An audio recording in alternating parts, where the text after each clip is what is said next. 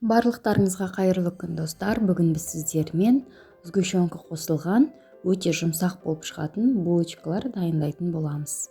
Менің каналыма тіркеліп, видео ұнаса соңына дейін қарап, лайк басып, жақындарыңызбен бөлісуді ұмытпаңыздар.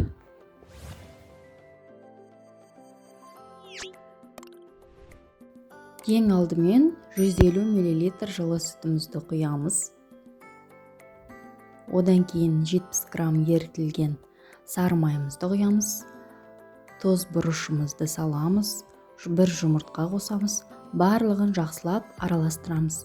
Бұл жерде біздің қантымыз еруі қажет.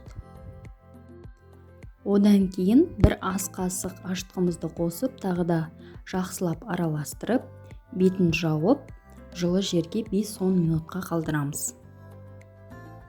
Мінекей ашытқы сәл көтерілді. Енді 450 грамм ұнды қосып, жақсылап қамыр илейміз. Осылай қамыр илеп алған соң, бір ас қасық сұйық маймен тағы да илеп қамырымызды, бетін жауып, жылы жерге 1 сағаттай уақытқа қоямыз. Көтерілген қамырды алып, кішкене бөліктерге бөліп, енді булочкаларымызды дайындайтын боламыз.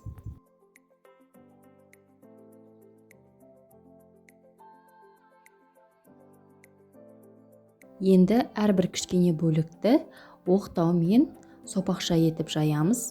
Қалауларыңызша салмасына салсаңыздар болады. Мен вареная сгущенка салатын болам.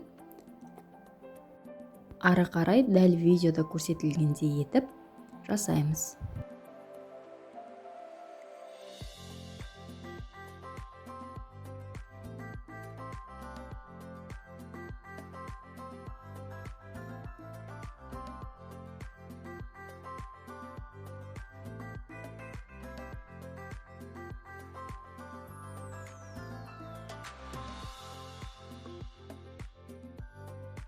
Жасап алған булочкаларымызды формаға салып, оның бетін жауып, 10-15 минутқа қойып қоямыз.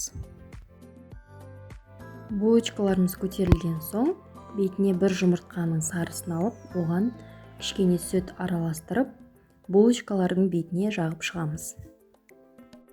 Енді қызып тұрған пеште 180 градуста 25-30 минуттай пісіріп аламыз.